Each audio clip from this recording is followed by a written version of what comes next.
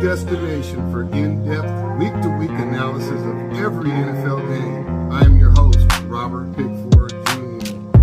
And together, we'll break down the matchups, highlight the playmakers, and give you the insights you need to stay ahead of every. Oh, and welcome to Week 6. What an exciting week Week 5 was. Congratulations to the Broncos for covering the spread and winning their game, which was completely unexpected on the road. They were supposed to lose, but they won. So we don't worry about that. We don't trip about it. It is what it is. Congratulations to them. Okay. Moving on, I feel like I'm going to do a lot better on this, and I'm going to get more information out, and we're going to talk about some things. Okay. One of the things that we're going to talk about this week is race and football. And the Broncos are flat dead caught up in this racial issue with having a white cornerback starting for the first time since 2006. 19 years. And I question why they're doing it. And then we have to wonder about where the source, who is the player? Where did he come from? What's his deal? Why are they banking so high on him? So I've been doing a little research because I'm a native of Colorado, and this has popped up from time to time about white ball players, too many white ball players on defense. What does the white man mean to the NFL? What is his role? What is he supposed to be doing versus the black player, since the league is about 70-30 African American to Caucasian. So one of the first things that came up to my mind was an incident that happened a long time ago, and that was Jimmy the Greek Snyder, who was on the popular CBS morning football program. And he was a betting lines guy and an odds guy and a pick'em guy and a run his mouth guy. And one day he got a little too sauced up, and they caught him at a bar, and they asked him some questions, and he basically told the truth. And I want to read a little bit about what he said, because it was a little bit not funny but controversial, and everybody got a little giggle out of it. But basically, this is what he said. Jimmy the Greek Snyder's remarks about black players and aftermath. In January 1988, CBS Sports commentator Jimmy the Greek Snyder made controversial and racially charged remarks during an interview on WRC-TV in Washington, D.C. regarding black athletes and their supposed physical advantages. Statements. Snyder claimed that black people are better athletes because they've been bred that way. He said black athletes have high thighs and big thighs that go up into his back, enabling him to run faster and jump higher. Telling the truth. He asserted that during slavery, slave owners would breed his big black man to his big woman so that they could have big black kids. Snyder also claimed black athletes work harder and are not lazy like white athletes. Woo-hoo-hoo! Smoker! Let's see where we're at. He added that if black people take over coaching like everybody wants them to, there's not going to be anybody left for the white people. There's not going to be anything left for the white man. Consequences and reaction. The comments caused immediate outrage from the public, civil rights leaders, and the media. CBS swiftly fired Snyder after 12 years with the network, stating that his remarks had patently racist overtones. Snyder later apologized, saying that he did not mean to offend and that he blah, blah, blah, blah, blah, blah, blah. You know, you get the example of that, but he basically told the truth, and they fired his ass. You know, and that's what happens when you tell the truth. Okay, moving on, and then we had something else from the legendary Air Force coach, Fisher DeBerry. This Fisher DeBerry ran Air Force for 20 or 30 years, and when pressed one time about what was going on with his thoughts. Fisher DeBerry, Air Force coach, remarks about black players and speed in October 2006.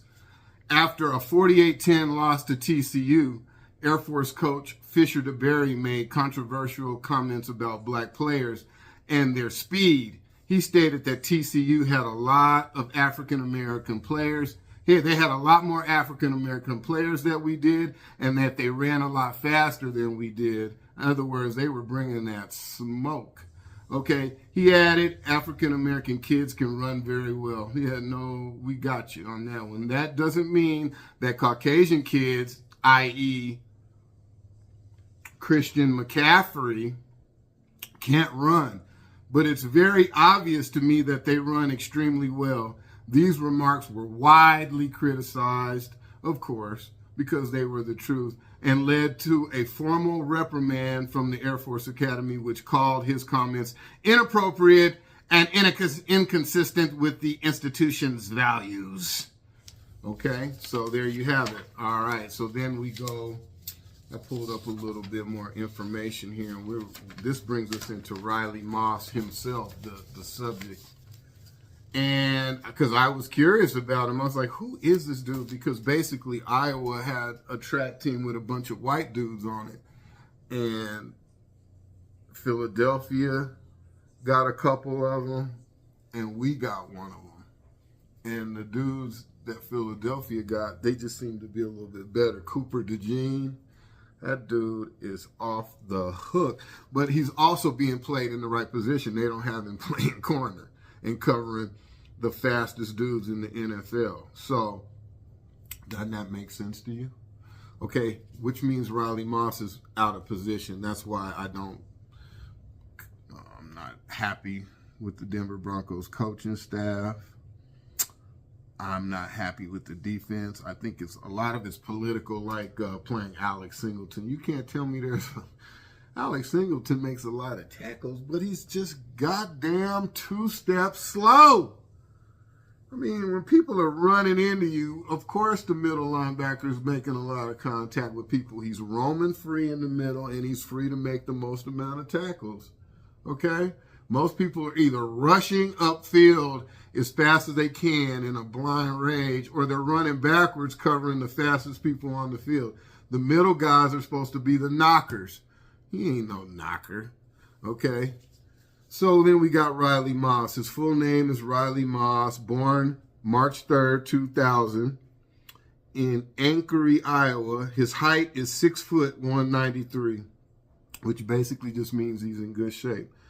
Okay, one thing that stood out to me about his stats in high school, senior season, 29 tackles, 1 interception, 14 kickoff returns for 350 yards, and 24 punt returns for 347. So he can touch it either way. Originally committed to North Dakota State, broke a Kansas relays record in track during his senior year. I wonder what was the distance and the speed. So basically they're saying Riley Moss, well, hell, you got to, does he run a 4.2 40, 4.3? It's probably in the 4.3, 4.4 range. Okay, fumbles, the college career, played at Iowa for 3 years, joined the Blue Shirt Squad, career stats. What's the one that started? Oh, he had 2 interceptions for TDs in the 2021 opener versus Indiana. He took 2 of them back to the house. That's pretty nice. Drafted by the Broncos.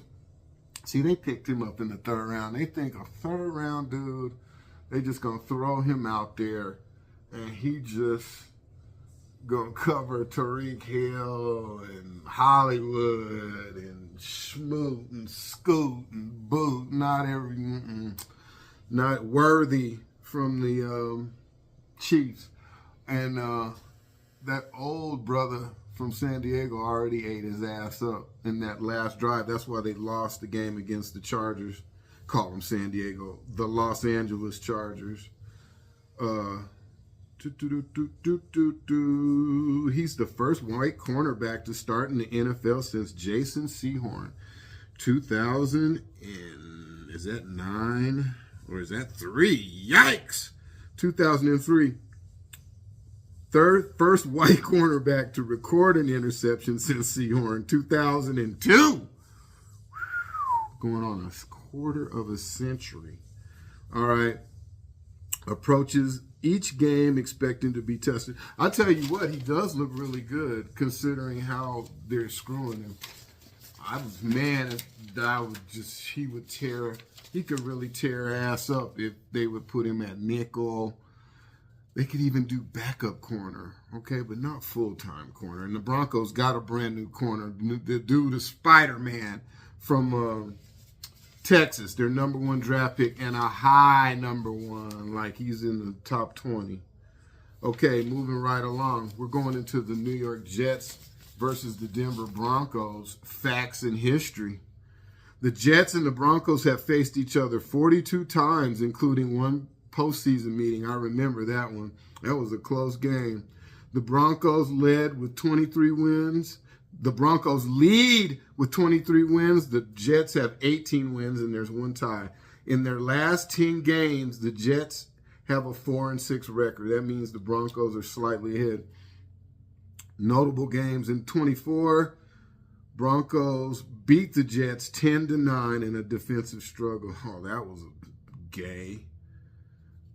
Let's see here. On September 21st, 1969, Denver beat the New York Jets 21-19. A tough outing for Joe Namath. In 69, Denver beat the Jets 21-19. A tough outing for Joe Namath. Wow. That goes way back. Though not division rivals, the Jets and the Broncos often play competitive and memorable games. They really do. Denver historically dominates the series, particularly during the John Elway era. Many of their games are close, often defensive battles with narrow score margins. Agreed. Okay, moving on.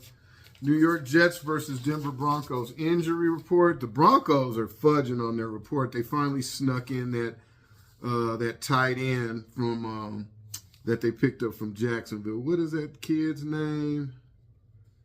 Yeah, he's not even on the injury report anymore.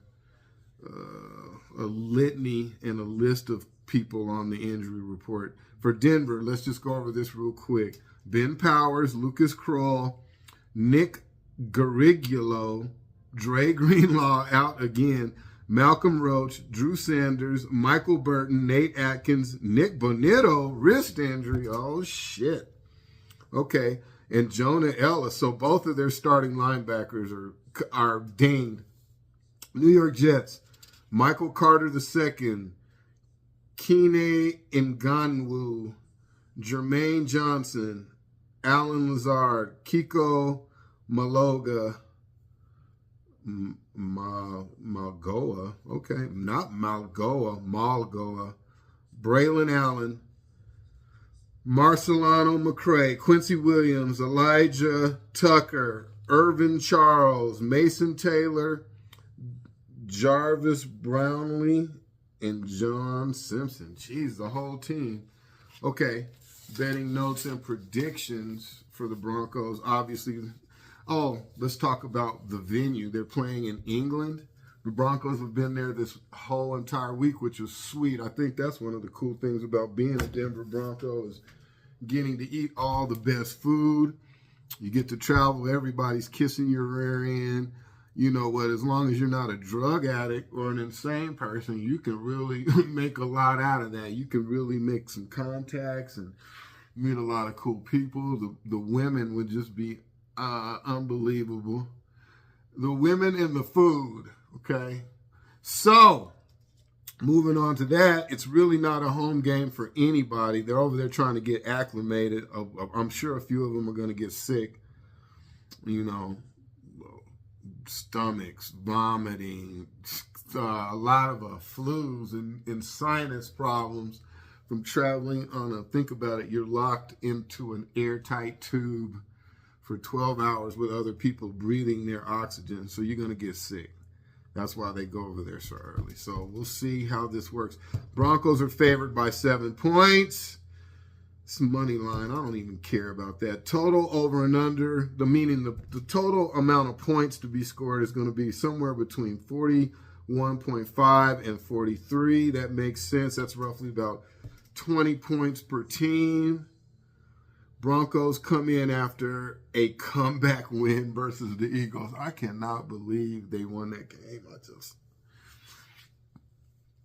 Wow. Okay. But, a lot of teams lost. And having that extra game, being that there's 17 games in the season, it throws everything off. That means teams can kind of lose an extra game or do whatever they want with that. It's like a free game.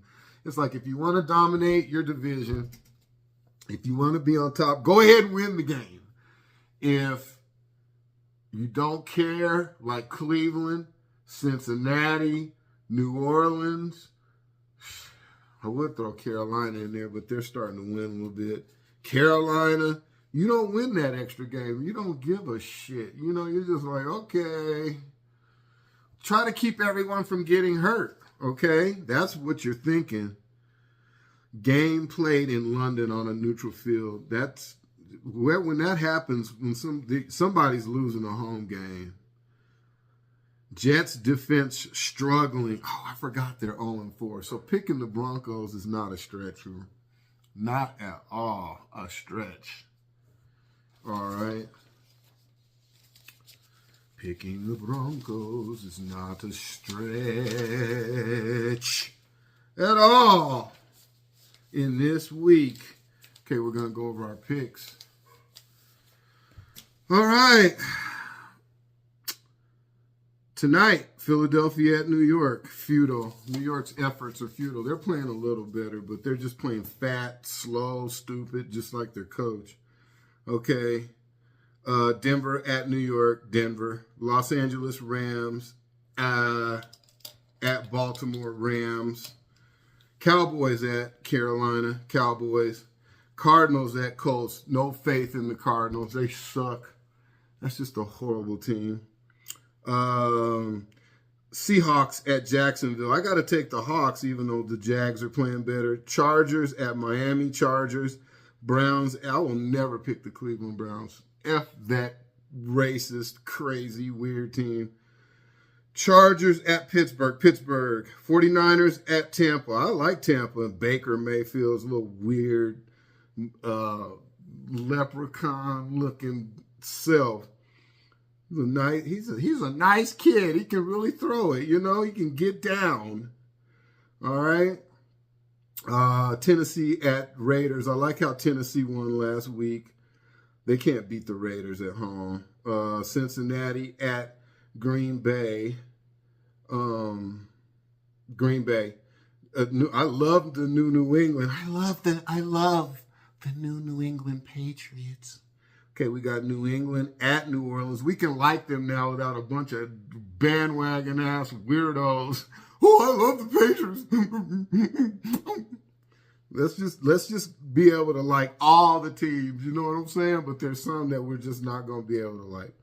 This one is a tough one. This is game of the week. Detroit Lions at Kansas City Chiefs. That is going to be a banger. The Chiefs are already not out of it, but they're falling behind. They got to win, and they're not going to win that one. Detroit Lions in a squeaker. Buffalo Bills at Atlanta. Who cares? Atlanta Falcons stink. I hate that freaking team. Chicago Bears at Washington Commanders. I'm pulling for the Bears, but they suck. Their karma. Okay. I think that's going to do it for this show. That was a good one. Week 6, we're going to get ready. See, I don't sign off, man, on the other shows. So, week 7 coming up, the Broncos have the Giants at home. So, we're going to get ready already for that show. We'll be picking the Broncos because the Giants stink, home or away, but they tend to, they're spoilers. They have enough to kick you in the teeth, but they just don't know what to do with it. So until next time, I love you. Keep your health up and peace out.